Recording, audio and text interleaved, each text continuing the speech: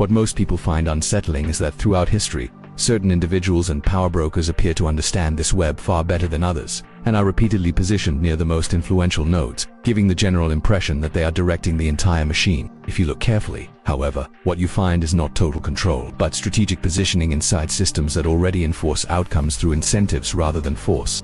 To understand how this works, we must look at the mechanism step by step, because this is where intuition often outruns explanation. Imagine a system originally designed for good, such as a church, a university, a scientific institution, a bank, a hospital network, or a public charity, created to serve a genuine human need and trusted precisely because it performs that function well. What gives such a system influence is not corruption at the outset, but usefulness, because systems only gain legitimacy and scale when people depend on them. When a nefarious actor recognizes this, they do not attempt to destroy the system because destruction would remove the very legitimacy they seek to exploit. Instead, they begin by building proximity, often by providing resources the system genuinely needs, whether that be funding, protection, expertise, logistics, or political access, thereby embedding themselves quietly into the institution's survival structure. Once proximity is established, they move toward the decision points, not by becoming the public face of the institution, but by positioning themselves as the financier, the advisor, the legal architect, the administrator, the donor, or the gatekeeper, because in most systems, the real power lies in controlling access rather than issuing commands.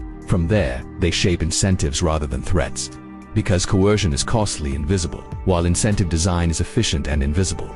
And this is where policy friction is introduced, meaning that opposition is not banned outright, but made slow, exhausting, risky, or career-ending, until resistance fades on its own. As these incentives take hold, the moral language of the institution is gradually reframed so that compliance is presented as virtue, dissent is framed as irresponsibility or danger, and participants begin policing one another sincerely, believing they are defending something good.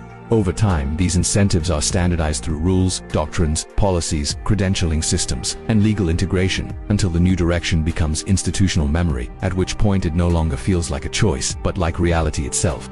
Finally, the institution is connected to other institutions across the network, linking finance with law, law with education, education with media, media with technology, and all of them with the security apparatus that protects the system's outer boundaries, allowing influence to multiply without any single actor needing full control. At this stage, the institution continues to perform real good, because usefulness is what sustains legitimacy.